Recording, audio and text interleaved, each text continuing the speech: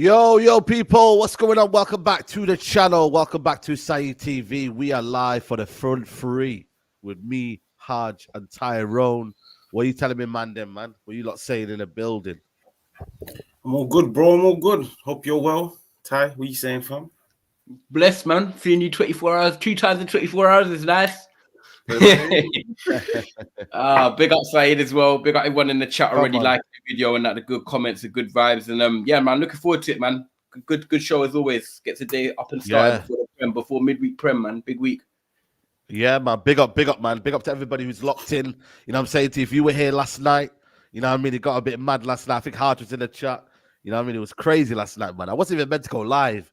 And it was just a mad. Who was on? Man. It was me, Temmie, Adam, Traps, and Stuffy.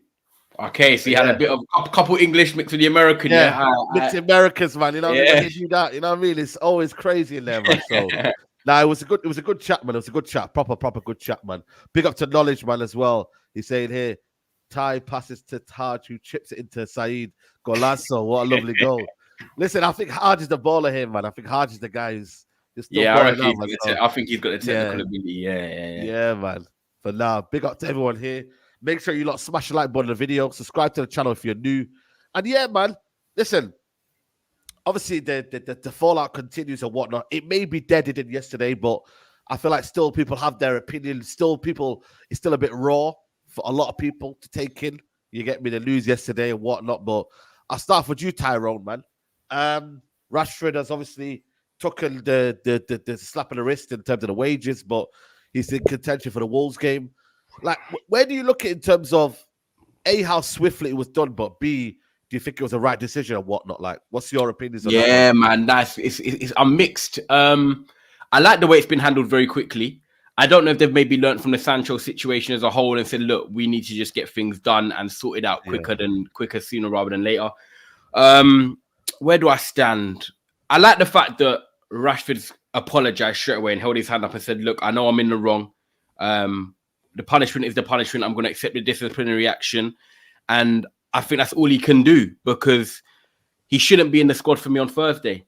As much as like I respect what Rashford's done for the football club, he's a Man United player, he's a Mancunian, I've got to pull it aside and say, look, at the end of the day, right, these guys turn up to training every single day and he's called in sick because he's got a hangover. So he's not respecting his job. He's not respecting the profession. He's not respecting also the position that Man United are in right now. It's not like we're top of the league and you can afford to slip up. We're underperforming this year. So the least you can do as a football player for me is just show respect and turn up on time, or just if you're sick, then beat off sick. You're actually sick. Not go out and get waved and have a hangover and then you're calling in sick. I just don't think it matches with what Man United's season has been. It just basically completes a shit show of a season. Manager's not been great. My management's not been great in some situations. Players have not performed. And then Rashford does this. So I just think it's like a complete domino effect. And I just don't respect how he's gone about it when really, if you're Man United through and through, you should probably be the first one trying to set the example, trying to maintain the standards, trying to get us back competing mathematically for the top four, trying to win games. And he's basically gone against the grain of that. So I can understand if other players are annoyed. So for me, I think the quick thing and the easiest thing was to say, right, you can train, but you're not going to be involved on Thursday. And then on Sunday, you can potentially be obviously involved there and then come back into the team. I don't think that him doing that, apologizing and being allowed to play, potentially start on Thursday, gives the right feeling to the rest of the other players in the squad. And you know what? Yeah, I'm going to keep it real. If Rashford did not get a video put out online, if no one clocked him in Belfast and put that video online, we wouldn't be in this situation. He would have called in sick. No one would have known. He would have been in the squad. He's only apologized because he's been caught. It's like being with a girl, bro, and getting caught messaging the next thing. And your girl's like, why are you doing that? And then you apologize. But, bro, if your girl didn't catch you, you're not apologizing to her. You're carrying on doing your thing. So for me, I've got to keep it real. That's what I say to my brethren on the roads. I'm like, yo, you're only apologizing to me because you got caught. You're not apologizing because actually, I effed up. So for me, that's where I've got to be like, I'm not too sure about it and that he's available again on Thursday because, yeah, that is the truth. If he wasn't caught side and the video didn't come out, he's not apologizing. He's just calling in sick and he's keeping it moving. So for me, I just think it's very unprofessional of him to do that when Man United are struggling at times and need him when he should be setting the example. I wouldn't have him in the squad on Thursday. I'll have him back on Sunday, and keep that consistency. The other side of it is obviously the club have handled it quick. They've dealt with it. They've said he's held his hand up, he's apologized, and they've given him a disciplinary of maybe 2 weeks' wages or whatever it is. And I can't tell them what to do. If that's what they feel is necessary, then I'll respect it and say, cool. They had an option to not have him in the squad. They had an option to do whatever they wanted to do. And the option for them is, let's give him a 2 weeks' wages, fine, but we need him in the squad. And it probably shows how important Marcus Rashford is to Man United and Ten Hag, because if that's another player, are they back in the squad on Thursday? That's they asking myself. So I don't know, bro. I'm very mixed in it, and I think what I'm saying there is logical. I think it's fair. Yeah, you know what it is that raises a good question. You know, like the manager is under pressure. You know what I mean? That's what you got to realize in that aspect. He needs points. He needs to get to top 4. You know, so for him, he's probably thinking in his own way, what's the selfish way I can do it? You know what I mean? And obviously Rashford, you know what I mean? As much as, like I said to you, he's been shit this season. Last season, he helped save Ten Hag in terms of possibly this last season. So in that aspect, you know, he weren't. It's not a bad decision for the manager. But again, you know, there's some reports about the training ground. You know, players are not really happy that they found out he was out on Thursday as well. But Hajj, when you look at that, does that show a bit of weakness though when you deep it in that aspect where, you know, because you need a victory right now, you're only bringing him in, where reality is you have to have principles in it. You get me? You have to have principles. Yeah, nah, bro. It's like when you're desperate, all principles go out the window because you're desperate. Yeah, like let's be real. I don't think any principle of play was playing McTominay and using him higher up the field than a Højlund, but we put McTominay into the team because he knows how to put the ball into the back of the net. And I think with the whole Rashford thing, I agree with Ty, which is I like the fact that it was handled very quickly. Yeah? Like usually it drags on at Manchester United. Like 1 week becomes 2, 2 becomes 3. And at the end of the day, we all know what the outcome is. So let's just get to it rather than wasting time. But it says a lot, I will be honest, bro, because what I would have liked to have seen happen is, regardless of how important you are to the club on the pitch or off the pitch, I would have liked it to have been a case where if you don't meet certain, like if you lack discipline, if you don't follow protocol, if you disrespect the team, the manager, regardless of the manager, whether like you want him in or out, whether he's been successful or not, like respect is respect. If you go against protocol, there should be a punishment, and the club should be in a position where they can put you aside and give other players an opportunity. And then you have to basically like give 200%, in my opinion, to force your way back into the team. Because I used to always say the same thing with Sancho, where I was like, fam, like, let's call a spade a spade. Like sometimes managers have favorites. They have loyalties towards other players. It happens everywhere. It happens here. It happens in other leagues. It happens in like divisions that I've played in. It just means sometimes you have to put in 120%, but the other guy has to put in 80%. But there's nothing wrong with it, bro. At the end of the day, you put 120%, you get what you want in the end. I would love for Rashford not to even be in the squad on Thursday, and I would just love for it to be set in stone that, listen, you're now at the bottom of the pecking order. So the credit in the bank of last year is gone. Well, to be fair, it ran out this year. But as in, because now you've disrespected the team, you're now at the bottom of the pecking order. Yeah, you want to force yourself back in contention, you better start giving us 200% in training. And I guarantee you, if he does, his performances on the pitch will improve. Facts, 100%. That's what it comes down to, you know. Like, I think for me, the season's pretty much done in it. Like, I don't think, like, no, I mean, like, bringing Rashford on Wednesday doesn't show me anything. Like, you know what I mean? Because everyone knows where the season's heading towards. Like, top 4's not really there. You know, we win a game, we lose a game. We don't have this player happens. We have our strongest team. You know what I mean? We still play the same tactics. Like, I don't think anything changes. And this is why I think a lot of people wanted Ten Hag to kind of, you know, be strong in that mind, yeah. But I watched that interview with Zlatan Ibrahimovic, you know, and when you listen to that interview, yeah, at the time, you know, everybody was like, yo, like, what's he waffling about? But did you remember what he said about in terms of, you know, managing players at Ajax and managing players at United? It's different, man. Different egos, different, you know, big dressing room, big club, you know? Like, when you look at it, yeah, in that aspect, Tyrone, like, is it one of them where we're looking at a manager that sometimes, you know what, it might not be able to handle the job in terms of the pressure, man. Like, it's a big, big club, you know, United. It's not the same as Ajax. You know, Ajax is a different kettle of fish. More younger, homegrown players, more players that come from the academy. This one here, you're going to have to deal with big egos. And so far, Broski, like, it's looking a bit mad, his record so far. Like, it's looking really, really mad. Yeah, it's true. Do you know what? I think also Ten Hag's never been in a situation where he's had to probably deal with players doing this. Like, I know we had a situation where a player didn't want to come off the bench for the last 5 minutes. So he like kicked off a little bit and it was like, right, Ten Hag sold him. Cool. Like, that's happened. Tagliafico come out and said that, you know, the manager needs to look at speaking with the players more on the bench and then the reserves players, because it's like he just focuses on the 11.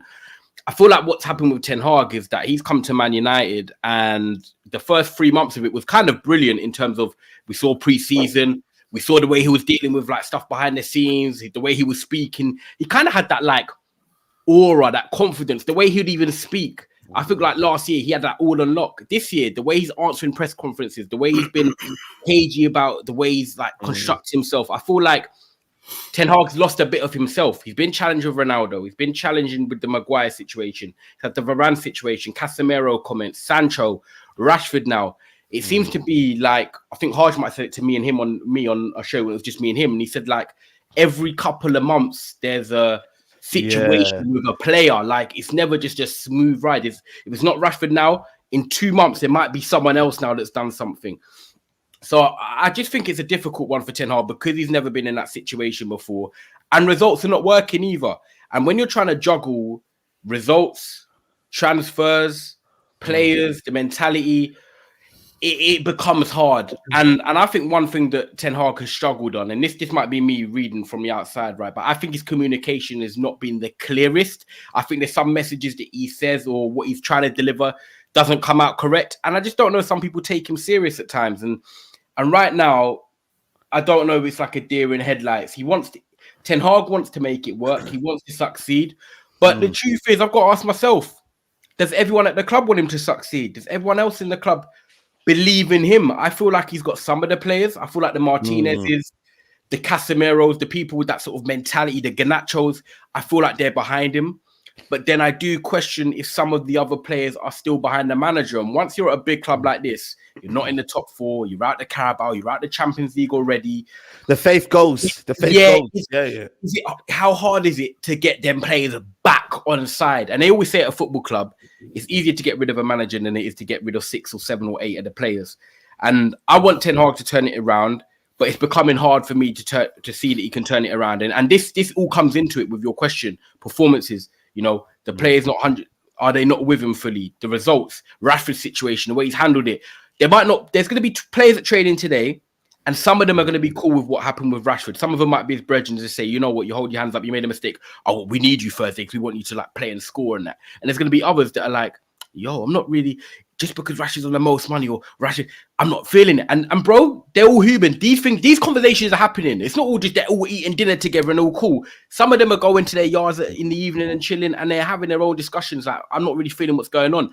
And this all comes from the tone set from the manager. So, like, I just feel like these little situations here, just more add-on effects to why Ten Hag might not be here in the summer. Like, he might himself, right? We haven't even said this. Ten Hag himself might be thinking, I don't know if I even want to be here as much as I want it to succeed. Like, as much as the players might not want him here and so forth, Ten Hag might be like, do you know what? I'm doing everything I can, or in my head, I've tried, and I just keep having problem after problem.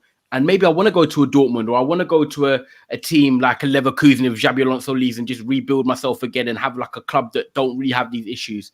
So, bro, like, it's such up in the air at the moment. I would love to be a fly on the wall and go to Carrington for a week and see what goes on. No, bro, real talk. I really real talk on the wall. Yeah. Because remember, Ronaldo came out in the interview, and obviously he said a lot of players, young players, are just kind of, you know what I mean, walking around. They don't really kind of understand what it means to play for Man United. So if he's seen it, and he was the ears and eyes of that, you know what I mean? Like, who, you know, what else are we saying? Like, these things are happening, man. And that point you made there, like, you know, the players thinking, man missed the game, through illness and whatnot when he was out, and man straight back into the team. That camaraderie right now, you're not building something. You're not building it. The Sancho situation as well. Listen, Sancho's situation is done. But that as Yeah. well maybe left a lot of people thinking, man, like he was actually training well, like what's going on here, man? And he called him out. So them situations, like it's one of them where, and I always think in a manager now, you've got to be a great manager, It's not all about so managing important, bro. In this modern day and age of social media, how sensitive players are as well. Like, it's not just like, yo, you're not playing and that's it, done. And newspapers are finding out about it, and then you got to wake up and read a newspaper, check teletext, social media, sensitivity, mental health, everything. Being a great manager is probably one of the best skills you could actually have to get your team performing on the pitch, which is why I rate Carlo Ancelotti. The guy is not, don't call me out for this, people, but I'm not about coaching tactically. Like, he is actually not amazing at it. And I've heard players say this, who've worked under him, but they say the way he allows us to be ourselves, the way he manages and gives belief into us, bro, Ancelotti's different level. And that's why he is still so successful at what he does now. Yeah, 100%, man. Big up to Mojo, said no one hiring Ten Hag after this. World is Big watching, up, no matter how shit we are.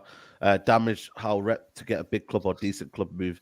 It's back to Holland or Saudi for them bags. I don't know, man. I don't know. I don't know. Maybe he could go to Spain. Maybe Barcelona job. I don't know. But it's going to be a manager merry-go-round anyway, regardless. Anyway, this summer, it's going to be the biggest manager merry-go-round ever. So he may decide, yo, listen, I may want to pack my bags and I may want to leave at the end of the season. I got a question for you, Saeed. I got a question for you. I asked Hajj this yesterday. Manager merry-go-round, yeah? So you got Bayern, who might get rid of Tuchel, yeah? You got Liverpool looking for a manager, Man United looking for a manager. There's going to be other clubs looking for a manager. Let's say you don't know about Juventus, Allegri, that's all up in the air. There's going to be basically five teams in Europe, top Euro teams that are looking for a manager. Two questions, right? First one is, are you worried, because you want Ten Hag gone, so are you worried that if Man United don't make a change in the summer and all these teams get their managers, that Man United could be stuck in like November, December, Ten Hag still not succeeding in his third year, and then you're like, we haven't even got the availability to get the manager that we want?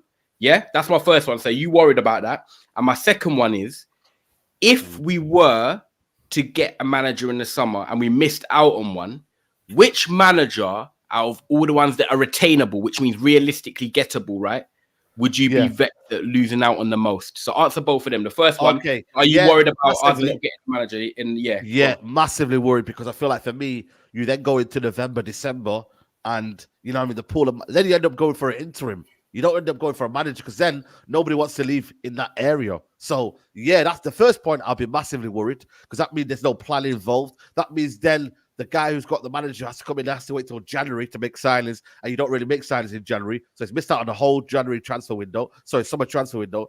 And to ask you a second question, who would I be worried about the most? I think for me, there's not like a clear what I say I've been worried about, but because I feel like the pool of managers are not that great. You know what I mean? I think there's also, I feel like there's kind of cons to every manager, you know what I mean, and whatnot. But for me, I think Girona manager, I think he's hot right now in terms of, his prospect and what he could do. And I think for me, Hansi Flick as well, I think he would be one that I would bro. I know Hajj. I am, bro, I'm going to be real with you. I am shocked by them two names. They're the last two names I thought you were going to say. Out of the list, Hansi Flick and Mikel, just because he's had one season at Girona, and you put them as your top two, you'd be worried about. Why? Why? This is good. Why? Because I feel like for me, Hansi Flick can bring the experience. I feel like for me, his pressing style and the way he plays football, I think I like that. I remember watching Bayern Munich. I used to actually love watching Bayern Munich play. And I think this Girona manager, Broski, I look at his style of football. I look what he's doing this season. Bro, it's unbelievable. De Zerbi's similar. Don't get me wrong. De Zerbi, I think he's one of them where I'm always conscious about De Zerbi, because I feel like for me, you lose 3 or 4-0 at home. I'm not so sure how I would react, if I'm being honest. So I'm always hesitant with that. And then everyone else, who else is out there? Tuchel, absolute no-go. Absolute no-go. If you told me Tuchel was coming, well, I might start crying, I genuinely might. Swear. Yeah, man. For me, he is a big terroriste. Terroriste. He's a big one. I don't really rate him. Who else is out there? Again, like I said to you, there's not much out there. There's few and far between. But yeah, interesting. I'm glad I asked you that now. I'll let Hajj come in, but I'm glad I asked that, because I didn't them two names. I saw Hajj's eyes raise up a little bit. Let's see what he says. Yeah. I said there's not a single manager that I'm like, worried of losing out on, Yeah. because none of them. And I agree with Saeed. Like, as in every manager, there's pros and cons. Yeah. Like, Yeah. For me, if the structure is in place, even the biggest of duds will find a way to do well. Yeah. But the only manager I like, if he was to go somewhere, in the back of my head, I'd be like, I would have liked to have seen him at Man United. One of them, me and you, Ty, like we agreed, he's not the most attainable. Is Xabi Alonso, but that's only because I just like his principles of play. The other one is probably De Zerbi. Like, I'm very familiar with like De Zerbi ball. Hansi Flick, I'm not really a fan. Tuchel, I'm on the fence with Tuchel. Like, he's good, but Tuchel's flaws are big for me. Like, big, very big. Yeah, like, I can't brush them under the carpet. But yeah, now I'll be honest, bro. There's not a single person that I look at the moment and think, yo, I wish we can get him.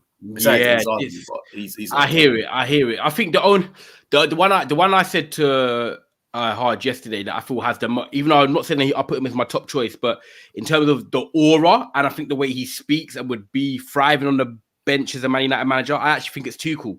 I know I'm not talking about his principles as a coach, the way he is and like his personality and his confidence in himself and the way he speaks. I could imagine him on that touchline and like really being a Man United manager. Doesn't mean I think he'll be successful, but the way he is and his characteristics and his aura, I just feel like he would suit being a Manchester United manager. But I don't think that means he'll be successful. But this is the thing. This is the issue we have right now. Whoever we potentially go for, there is going to be question marks, like we said, and Ten Hag still might be in the job. So yeah, no, this is the thing. I don't know. Like, Ten Hag, a weak manager. I just don't know where this cycle's going. It's kind of like I don't want to skip the end of the season because I like watching Man United, but I do want to skip because I kind of want to know early, is he staying or is he going? Like, we need we're to in no man. Us Man United fans, we are in no man's land right now. Dream scenario, man. Barcelona's a dream scenario. Yo, I'm leaving to the end of the season. Wallahi, I would actually back him to the end of the season. I would say, you know what? Right, I'm gonna get behind you to the end of the season because I know you're leaving, bro. You know what I was there where I can get your bags ready to. I can pack your bags ready for you, bro. You know what I was? I can be like, yo.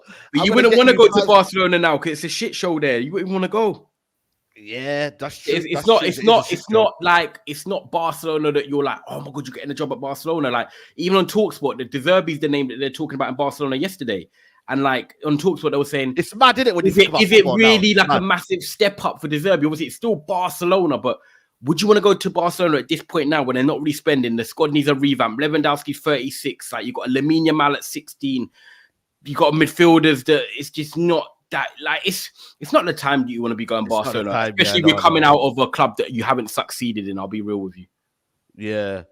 Big up to Violence says Tuchel lost Premier League and he's won trophies while being away in England and has managed Mbappe and Neymar and Tottenham to use for trial. I think you lot hate Tuchel for no reason. I don't hate Tuchel. I just said I think he's over.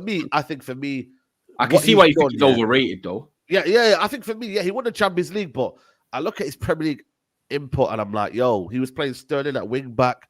I feel like I didn't really like the back three system.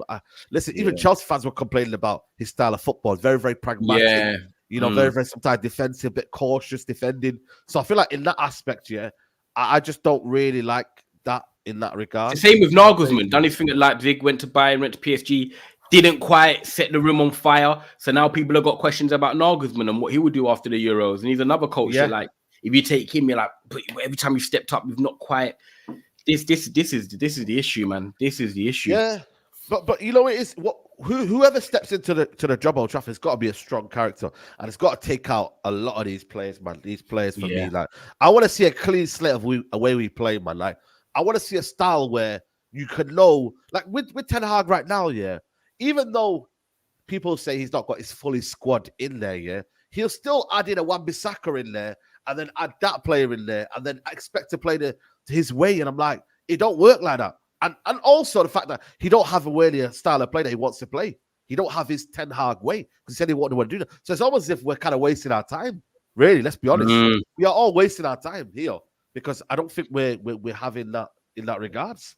Big up to John Daly says, why are you not looking for a Prem proven? Big Ange Edwards, this is United. You guys are forgetting your big Man United. Start flexing. Listen, Omar Mirada, innit? I'm the Ineos. That's your time to kind of do your thing, do do your thing and find out what you guys are gonna do. You know, it's not down to me. Like, we all have our preferences, yeah. But I hope this board don't do what the Glazers did in it, and you know what I mean, start doing what the fans want. Remember when they were doing that on Man United TV? They were talking about Eric Ten Hag and Pochettino. Who do you guys want? I'm like, I do actually. I remember that. Yeah, that's bad. I couldn't believe that. You know, I'm like, yo, are you crazy? I think they Wes Brown and that they even done a podcast sitting down talking about it. Yeah, but they did podcast, bro. It is crazy, man. Just to see the fans' reaction in that as well. Yeah, it's like the Conte. Do you know what? He's one I'll stay away from. Antonio Conte comes to this football club. I am watching a Man United football match. Simple as that. Like, I just can't stand that guy. Yeah, like, I'm really not a fan of Antonio Conte. And like Ashley Young said, I don't know, he done a podcast I was watching, and he said when he won the league at Inter Milan, it was all good. But he said once one player dropped off and stopped believing in what Conte was doing, the rest just followed. It was like everyone was shook to do it. And then once one dropped off, and that was it. Yeah. Like, Conte's just lost it. So I don't want someone like that. I'm cool with Man United going for someone that's not the biggest name, someone that just has principles in the ideology of football. And if their way of breaking into the world global scene is by going to Man United and doing that, then cool, so be it. Like, we've had the biggest names, the Mourinho's, Van Gaal. So I'm cool. If we went for that Mikel from Girona, because you've seen the football they play, and if you're saying he plays very good football, I can agree. I can hear you on that. And he comes to Man United and started doing that. I don't care that his name's Mikel and he's never won anything and he's been at Girona. If we're cooking. So, we're cooking. Do you know what I mean? Do you know what I mean? It's one of them ones. But I don't know if we're cooking with the way Garnacho and Anthony and that are moving with this selfishness up front at the moment. Oh, man. Before we touch on that, because I want to do that towards the end, there's some news coming from James Ducker. By the way, guys, 640 of you here. Please like the video, people. Helps the channel massively. And subscribe to these guys' channels, man. Links are in the title. Make sure you look... not this one. 1 second, people. James Ducker has put something out here. Here we go. He's put here, Radcliffe and Ineos team hope to appoint a new MUFC director of football within the next few weeks. Down to 2 candidates now. DOF and Barada will determine Ten Hag's future. Will pave way for purge of recruitment ops. No scared sacred cows here. What does that mean? No sacred cows? I'm not sure. What was that? What kind of? Let me see what. Like purge way of recruitment operations. No sacred cows here. No sacred cow is a everyone's on their phones doing a little like education session. Everyone's loading it up. I'll let you tell me. Yeah, it says here. Sacred cow is a figurative reference to a cattle in a religion and mythology, a figure of speech for something considered immune from question or criticism. Oh, so basically they're going to harshly criticize the recruitment system or whatnot, like everything. Okay, so they're looking to basically make changes. No one's safe. Yeah, like people saying in the comments, we're gonna start handling business properly. Yeah, so basically, you know what? That there is worrying, right? For Ten Hag. If I'm reading that and it says director of football and Barada to determine Ten Hag's future, right now, rightly so, people, his job is not safe. Because if he was part of the plan and he was part of next season already and it was secured, you come out and say Ten Hag, planning with Ten Hag for summer revamp, or you'd say something different. The fact that they're going to get a director of football in the next couple of weeks, which means, say, by the end of February, we'll have someone in there. By March, they're going to be having a decision, which have six weeks from now, before the international break in March. They're going to see what Ten Hag's results are like, and they're going to make a decision. So the fact that they're saying that they're going to determine his future tells me his job's not safe. And that's everything that Ten Hag people that want him in or out need to know. Man United fans, should I say, need to know. His job's not safe if you're coming out and saying that. Yep, facts, man. Now, you know what it is, though? I like the fact that, you know what I mean, in terms of what the reporter said there is that, A, they're coming in right now, and B, bro, did you not see Brailsford? This guy's like, he's not like, he's just coming to the job, yeah. Like, he's not here to be your mate. Yo, he's just zoned in, you know, man. Man is not saying nothing. He's that deputy. He's that deputy head teacher at school that you're like, there's no point even arguing with him because he's just not going to let you go. You're getting a detention. You argue with him, you're getting an after-school detention. Then you're in inclusion. It's long. Like, he's just got that stern aura that he's there to do business. He's not there to have friends. And I like that the fact that they've been clear, because we've actually asked for direction as Man United fans. Yeah, they've come out and said, look, we're going to get a director of football in the next few weeks.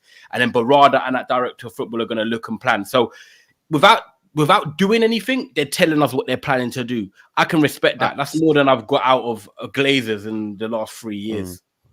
You know, Hajj, are you bothered about who comes in terms of the guys that are involved? Like, or are you just kind of like, yo, bring anyone in and, yo, listen, anyone's better than what we've got right now. I think the names I mentioned apparently are Dan Ashworth, I think it is. Let me see who the names were mentioned here. Yeah, I think it was Dan Ashworth. 1 second. Yeah, Dan Ashworth and Paul Mitchell and them, man. They're the ones that are mentioned right now, you know, in terms of coming in involved in the setup. But are you bothered, or are you kind of like, yo, bring them in ASAP, man? Let's start working, man. You know the ones.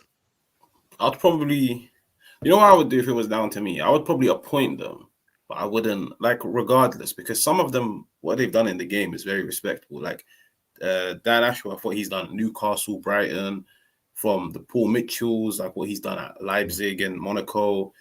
The one I want is Michael Edwards, but like that's not the most attainable because he worked at Liverpool. But what I would probably do is appoint them, but just not make it public knowledge, because I don't want it to be like a topic of debate. I would rather they're just there in the background, like just scanning, keeping an eye on things, just where there's no pressure on them. There's no questions like, oh, like, you're now at Manchester United, what are you going to do? Now, just keep them on the outside and let them judge. So, because I'll be honest, I always say this, like, the season ends in May. Well, to be fair, Man United like, get relatively far in a cup or something. It might even end in June, but the season ends in like May, June. This is a large enough sample size for Ten Hag to prove whether he's right or wrong. And at the moment, he's heading in a direction where it's wrong to continue with him. And for these players, and I like the fact that Brailsford is at every single game. I love it because it's like, it's not one of those ones where it's like the Glazers roll down once every few months. Nah, bro, like I'm there and I'm there for a reason. And especially the fact that his background focuses a lot on like performance management and all of those types of things. Like I can guarantee you, he was probably sat there watching United against Newport thinking, yeah, calm. I left with the 3 points, or shall we say, heading on to the next round, but I'm not content with this. Like, bro, I came all the way down here to watch this shit show of performance. So, now, bro, I'm happy. It's cutthroat. And I was even saying it to Rance yesterday. I was like to him, like, problem is, Ten Hag came in and he tried to be cutthroat on the pitch. Sorry, with the squad. But in reality, you also need to be cutthroat upstairs. Because eventually, if you're cutthroat upstairs, it plays a massive part on the squad. And then it plays a massive part on the squad, plays a massive part on how you perform on the pitch. So, no. We're heading in the right direction, but hopefully it's not all talk, because I've seen this done before, fam. I've seen Ten Hag, bro. I've seen Ten Hag before he got appointed. Ten Hag is banning and he's not allowing any player to be on more than 200k. Ten Hag will have to remember, I know. Gas is all up, man. And then you know what I mean. And then all of a sudden, Rashford's got 300k. I mean, Luke Shaw got a new contract. You know what I'm saying, bro? Like, allow it, man. Allow it, bro. You know what I mean? It's crazy, man. I think Dallow's got a new deal. Dallow's got a new deal. Dallow got a new deal as well. But to be fair, he's not on that much wages, to be honest. Nah, he can't be on that much, yeah. No, he's not on much. Not on much. Yeah, he's not on much. You know, the big up to Ty. The names mentioned are Dan Ashworth, Julian Ward, Dougie Freedman, and Paul Mitchell. Yeah, you know, Dougie Freeman's a low key one that I think a lot of people are not like. I think they're taking for granted. This guy's got a couple of ballers, you know, that he's brought in. You know, Eze. Well, you've got the Eze Elise, yeah. Elise. But do you know? Okay, can I actually? You land. I'll tell you my problem. But I'll let you land. No, you go. Actually, well, you might rebuttal it because they got Decore as well. I was gonna say Crystal Palace, Man United, two different ends of the scales. Obviously, money-wise, the potential you can get and the players you can get, two different ends of the scales. The only thing that bothers me, people can obviously say now I just mentioned Decore.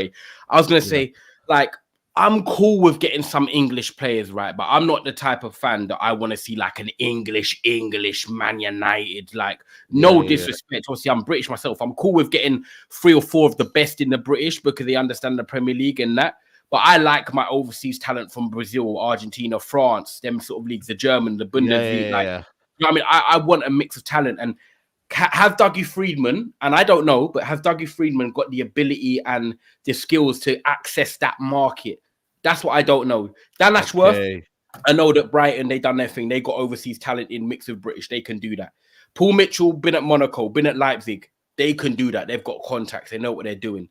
And then you've got to have Julian Ward, who's the Liverpool sporting director at the moment, which I think is quite hard to pull him away from Liverpool. I'm sure he's just Liverpool sporting director at the moment. Obviously, if you're at Liverpool, I don't know his background, so I can't really talk to him. I'm sure he's probably got knowledge of overseas footballers and stuff like that. So with Dougie Freedman, I believe that he's good, but I don't know if you're Man United ready.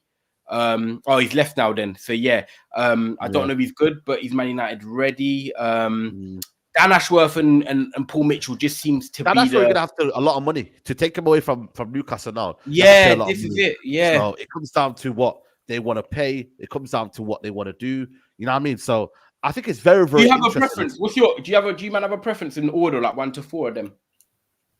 I don't know much about Julian Ward. I hope someone does in the comments because I know he's been at Liverpool, but I don't know. Julian Ward, the one that got Salah in it. Is it not the one that got Salah in them? Nah, I think that's the Michael Edwards era, wasn't it? Oh, Michael Edwards. So Julian. Okay. Michael Edwards. Yeah, he's. I don't know if he's like the one that everyone used to speak about. But Julian Ward, I don't know much of. But he must have done the. I think Dan Ashworth. What he's done at Brighton. What he's done at Brighton though cannot be. You know what I mean? That one there. Ashworth. Brighton. Yeah, Dan. I think for me, Dan Ashworth is my number one. Man got McAllister. He got he did not get Bosley, Gravenberch then. And Ciso and all them, man. Like, bro, listen, he got proper good players. And also, the South American market, he went into that market. Like, Man United never go into that market. I want to see a guy who goes into the South American market and goes to get me the Argentinian ballers, not the Brazilian ones. Because I think for me, I don't want to go next to Brazilians. I can't lie to you. I've got some PTSD right now. I don't think Brazilians are it right now. I'm watching Roque for Barcelona. I'm like, yo, what's this Roque going? You know what I mean? What's going on there? Is he Brazilian? What's going on, man? Oh, swear, not doing nothing yet. I don't know, man. I know Hart will tell me more, but I'm not gonna lie. Roque's not looking, the guy for me. But I think the Argentinian market, I think they're rising right now. I think Argentina is probably producing better ballers right now than Brazil. That's just my own opinion. So who knows? Who knows in terms of I'm not gonna lie, I think the good thing about Dougie Freedman is the fact that he's like, of course, you work to the budget your team sets, but the thing I like about him is he's shown he can dive into the market of the championship because I think I'll be honest, like I think the championship, like sometimes you can walk out of the championship having signed better players than if you were to go sign players from the German league or the. Look at Blackburn today. Palace. Adam Morton going Palace. Adam Morton's that's what player. It is. Like he's got a good eye for talent in that league. Now, of course, when Man United come calling, your Ipswich, your whoever's are probably going to charge a premium price. But at the end of the day, it's a way more physical league than the Premier League. So in reality, they wouldn't struggle with the physicality or the intensity of the Premier League. It's more the quality side of things. But when you look at it, he got an Elise from Reading. He got a Eze from QPR. He got even like if we're talking about like diving into the international market, like he got a Joachim Anderson from Lyon. Yeah. He got a Decore. Okay. I'm not too sure. But I like the work he's done. But of course, when you compare it to the work like Paul Mitchell, it doesn't really match up to it. But I'm cool with anyone, bro. Like, as long as the only person I'll be honest, I'm not too familiar with is that Ward guy. Yeah, apparently people just said he was the assistant with Michael Edwards, so he must. Okay. Yeah, most of our players are championship level. But listen, man, you know what it is? Yeah, I'm telling you right now. Yeah, there's better players in the championship who have got better football principles than what we've got in our team.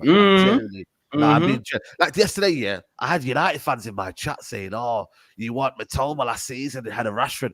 Listen, man, you know me. When I look at Matoma's principles as a footballer, he's better than Rashford's. I'm sorry. He can keep the ball. He's a better dribbler. Yeah, he don't have the output, but I'm sorry.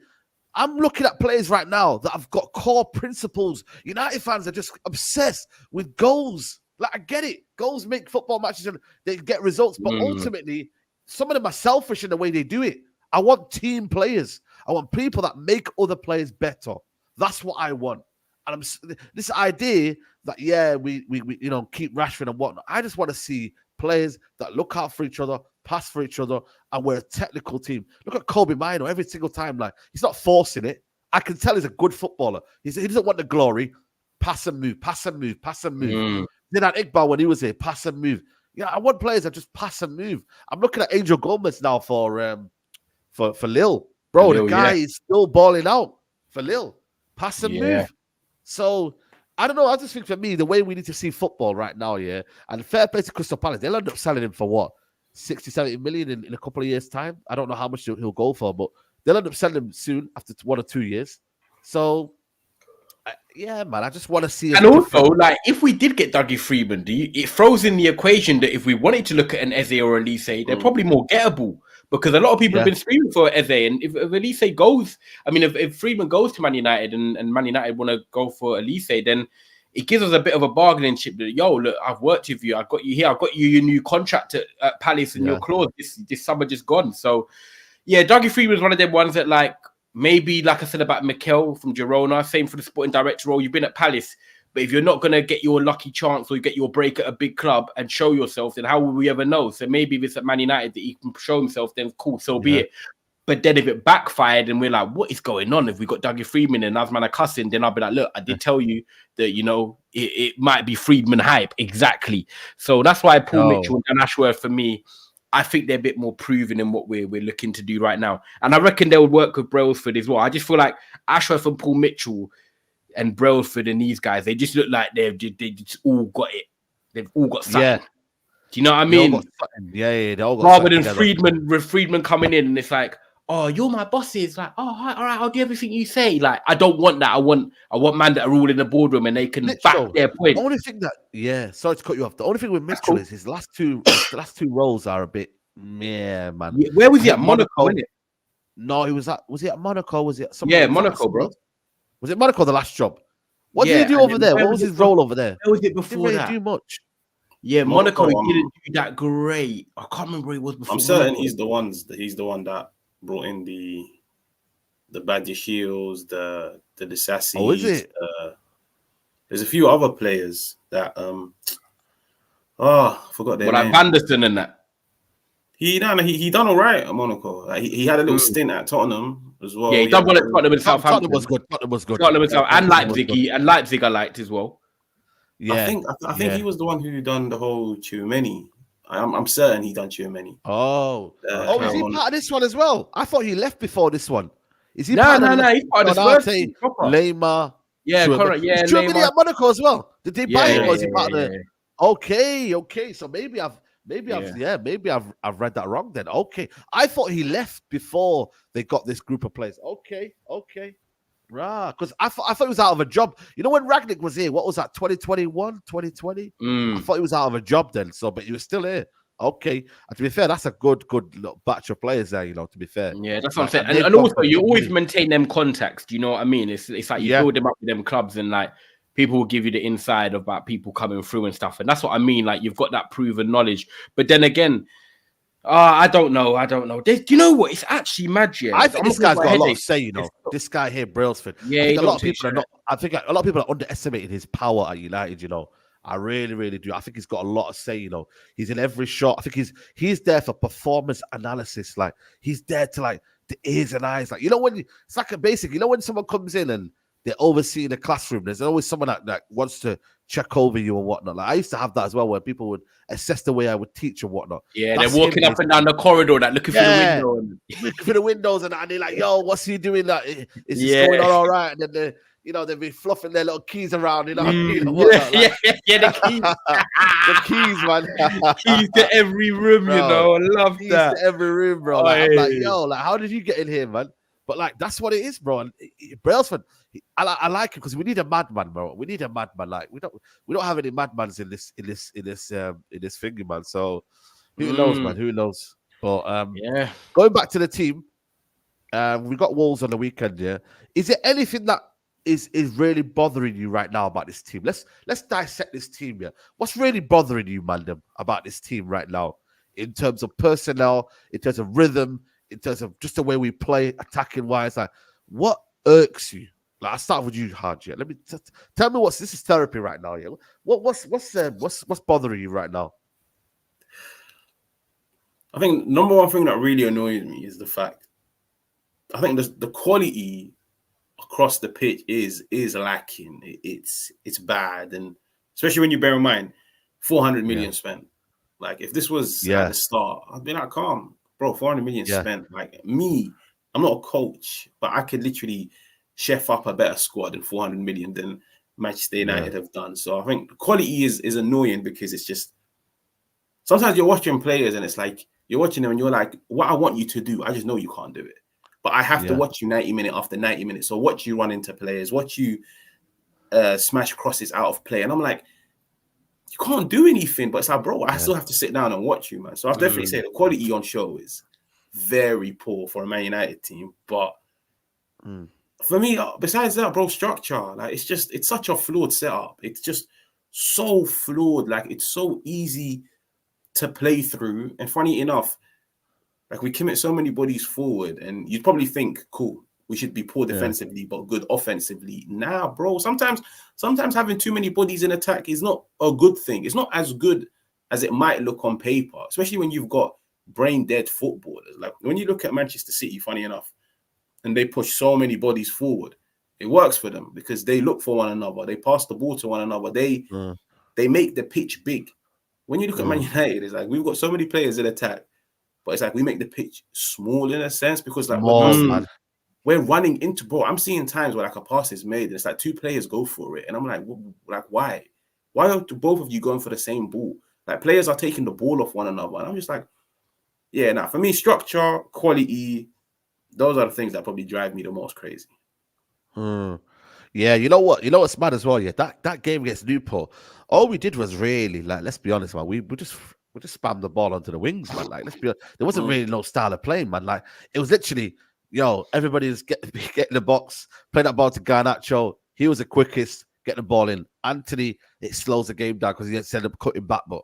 And then I didn't like the midfield structure as well. Like, one point, Casemiro was on his own. Next minute, Maina was ahead of Bruno. I still don't get what the manager is insisting on. These 2-8s, I would never get it, Tyrone. These 2-8s, this 2-8 system. Like, at least in the 4-2-3-1, right, these two are going to sit.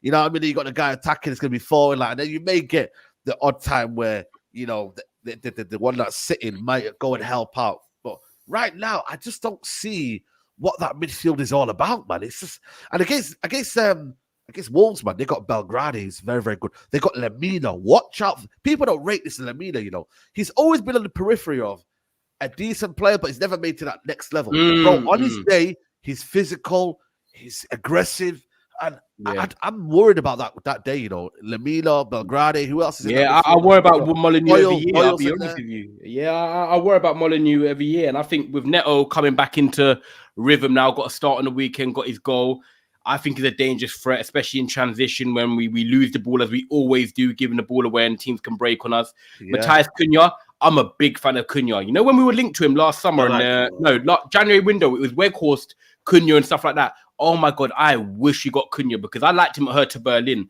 Then he went to Atletico Madrid, didn't work out. He's come to the Premier League and he is everything of a Premier League striker. He can finish, he can hold the ball up, he can travel with the ball, he's intelligent. I really rate Matthias Cunha. Now, I would actually have him at Man United. Like, I would have no qualms about Man United going for someone like him because if he's available for like 60, 70 million, he's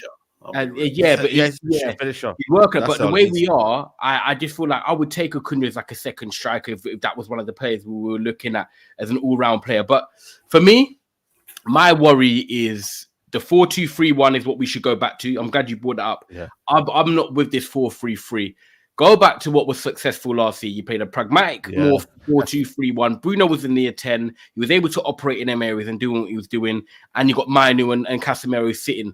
Mainu and Casemiro, despite both their qualities, which is Casemiro's is destroying the play and sort of giving it, and Mainu's is the calmness on the ball, they have one thing in common.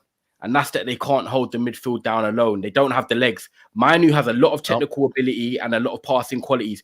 But when you watch him, he doesn't actually have a lot of legs. Like when he runs, he's not quick. He's not mobile enough around the pitch. Yeah, and you know what? For me, is the same. Yeah. And like, I rate Kobe, and I think he's going to have a great career. But leaving him alone as a 6 and having Casemiro alone as a 6 doesn't work. So I think you should have them as a pivot One's more destroying, and one can take the ball and be the calm presence and keep the ball ticking over.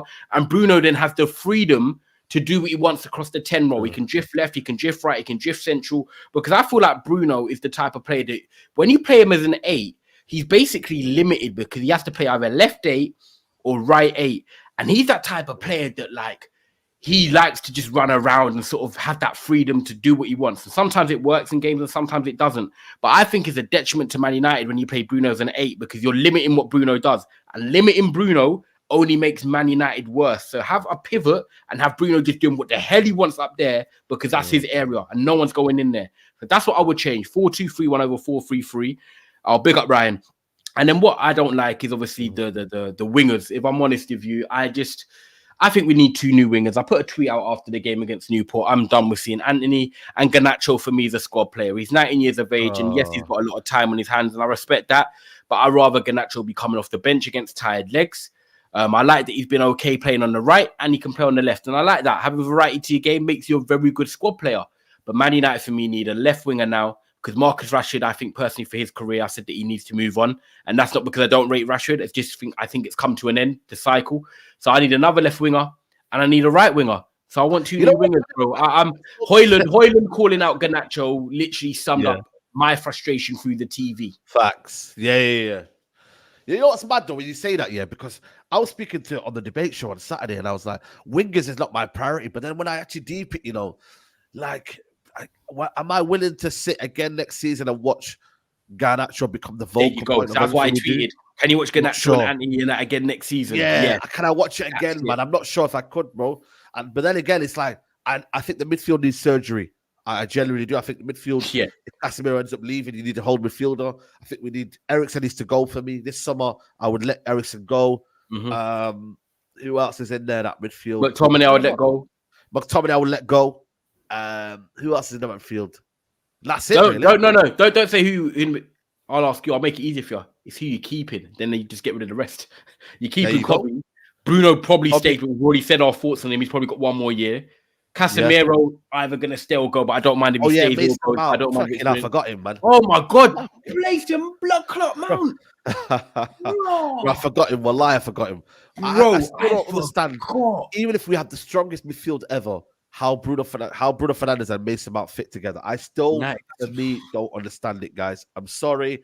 I just don't see it, man. If you have them 2 in there, plus a holding midfielder, I don't, in what universe, see how that works. Maybe I'm wrong, man, but chat, man, I just don't see it, man. He's, for me, I don't know what he's doing. I don't know what he is, but he's not. Naveed says, please bring Ilaki Williams. Listen, he's bring his younger brother, man. Yeah, his little bro. Yeah, his little brother. Yeah, his brother. Yeah, not Ilaki Williams. I was going to say his little brother, man. We need, to be honest with you.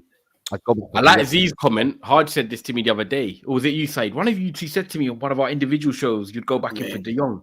Yeah, Hajj. He says he thinks with the way Barcelona are going at the moment, he's 28 this year. There's no expiry date, though. There's no expiry date to De Jong, though. Especially a player like him. There's no expiry date. I didn't even get him at 30. There isn't. Like, when he's touching 30s, I'm not feeling it, Side. I want him now. Because he don't rely on his pace. And also, these sort of midfielders, they always will be intelligent on the ball. They still have ball.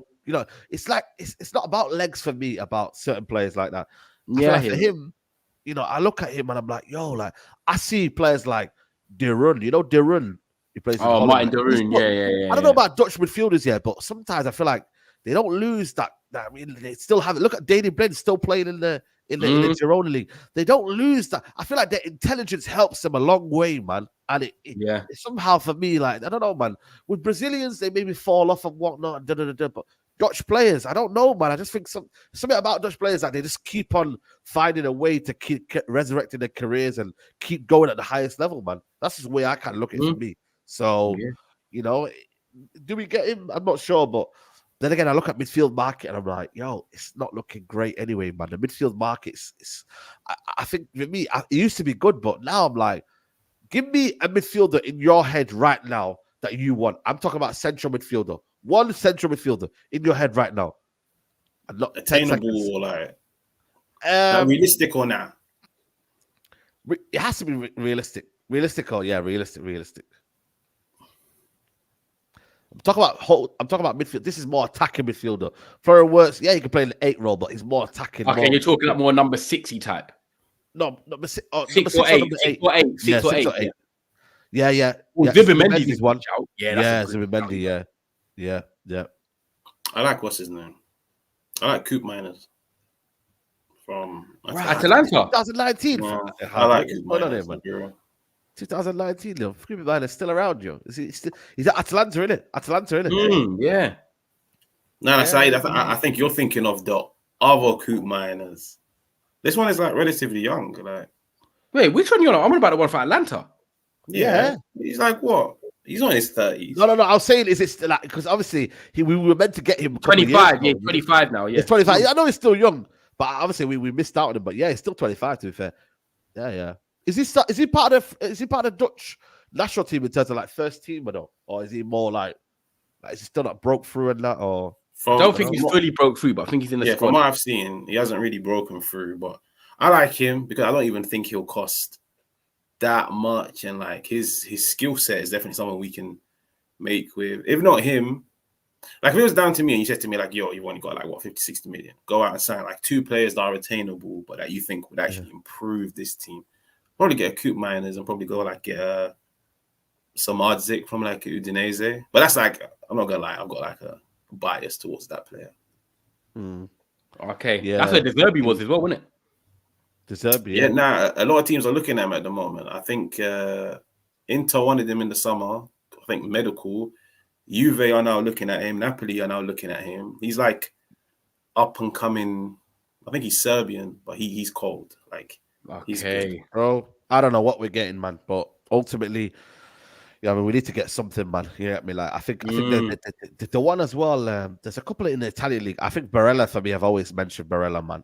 But again, he's one of them. That he's got the legs, like he's got the up and down, like energy. The legs, yeah. But I don't think calmness next to him. But if you can get him calmness next to him and allow him to do is just up and down, and you know what I mean. Yeah. Sometimes you need to play that. Look at Look at Sarr for Spurs. He weren't really getting a look in. All of a sudden, his dynamic side of him, his athleticism, has made him a key player next to Basuma. Basuma's calm, and you got Sarr that just does the leg work, man, and that balance works. Andre, nah, not for me, man. I've got PTSD, man. Fred and stuff like that, man. So he's not Fulham, no, or is he not? No, he didn't go. He ain't gone yet. You know who I do? Do you know who I don't mind? You know, and he's another Argentinian. I do like that Facundo Redondo. Yeah, but will we ever take that? Yeah, like, we will never ever make that sign. He's giving that kind of Rodri era where he's not the quickest, but the way they just dictate the play and just keep it, they just stay in that number 6 role, like they're just nice. But then again, you need a proper system around that though. That's the only issue. We will never do that, man. We will never do that. I just can never see Man United doing that. Yeah, we wouldn't. Nah. Yeah. Quick prediction before we wrap up, man. Wolves. I know we'll speak about it tomorrow, man. Talk about prediction early. I'm going 2-2. I'm going 1-2. Yeah, in it. 2-2. That's what's hard to cheer. You think we're scoring 2? I don't even know who's scoring. I'm not gonna lie to you, man. These games have never gone up more than 3 goals. Yeah, never. Never more than 2-1. There's never been a 2-1. I'm gonna go 1-0. I'm gonna go 1-0, but I actually don't think we win. You know, I think if you said to me you only could pick one result for a win, I'm going Wolves win. Yeah. I'm not gonna lie. I got a Wolves defender in my FPL in it, so that should tell you everything. I need to do my FPL today, actually, bro. Listen, man. I think it'll be a boring. Bro, it's a boring fixture. This is one of the most boring fixtures you'll see. Yeah, Molyneux's always crap. Molyneux is always crap, bro. Crap, man. I think like 1-0. Martial goal. Remember that Martial goal back in 20? Yeah. Come on, man. That was a cold finish, but yeah, it's dead. I think 1-0, like a Pedro Neto deflected cross. And Pedro Neto's playing. He wasn't playing last year, you know. I don't think he was there last year when I was there at the stadium. He wasn't there, you know. So it's crazy, man. And they're in a better form as well, Wolves. You know, they're in a better form. But listen, people, we're gonna wrap it up here, man. Good, solid show. Hours gone flew by. Sorry. Make sure you like the video, people, man. It helps the channel massively. Helps the growth. Helps everything organically. The likes are what the channel is made of. We're going to be redirected to Trafford Tunnel, so make sure you don't go anywhere. Big up. Hajj, what you got coming up, man? Are you doing the Morocco game? Yeah. I'm doing Morocco, South Africa tonight. That's what it is. The Morocco should be winning that, really, innit? They Should better be, with it, but- fam. They better with it. Been a lot of penalties, man. A lot of penalties and whatnot. Like, Bro, looking I at was the gutted team, last night. Man. Senegal, yeah, no. Yeah, Oh. bro. I wanted Listen, them I to do think it. it's a year of underdogs, man. I think it might be the year of underdogs in the thinking, man, because a lot of favourites are out now. Who do So you think wins it? for me, I can't lie to you. If Morocco get past this stage here now, I still put Morocco in there. But you never know, man. Nigeria starting to pick up a little bit of rhythm, starting to play better as well now. So I don't know, maybe Nigeria. It's a good tournament, though. I can't lie. It surprised Good me. It's been tournament. better than I thought. Yeah. And then the Asia Cup, obviously, sorry to hear, man. But, you know what I mean? You, man, didn't do well on that one, man. But it is what it is, man. But listen, people, big up to everybody here. Make sure you look like the video. Trafford Tunnel right now, people. Go head over there. Yeah, big up, And man. yeah, I'll see you lot. I might do the watch-along game. Aston Villa Newcastle sounds like a good game. Arsenal one, I'm not so sure if I want to cover that one. But Aston Villa Newcastle, that's a good game to watch. So check it out, people, later on. We're out. Peace.